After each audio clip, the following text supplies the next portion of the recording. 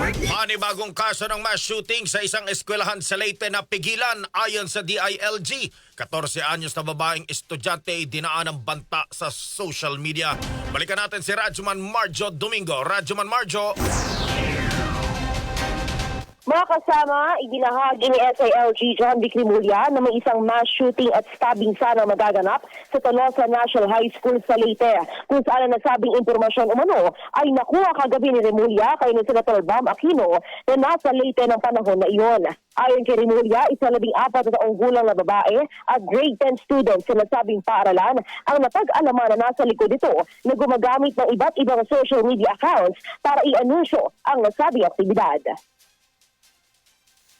To the threat validation and intelligence gathering, RFU 8 CIDG immediately went to a 14-year-old grade 10 student at Tolosa National High School.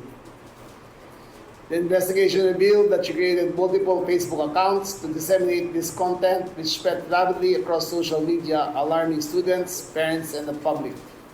Her identity was confirmed through social media analysis and information from concerned individuals. Agad namang pinuntahan ng CIDG ang bahay na nasabing minor de edad na napag-alaman na may personal at family problem. Dinala ang nasabing bata sa DSWD at ibinalik lang din ito agad sa kanyang pamilya dahil hindi naman ito pwedeng kasuhan dahil siya ay minor de edad lamang.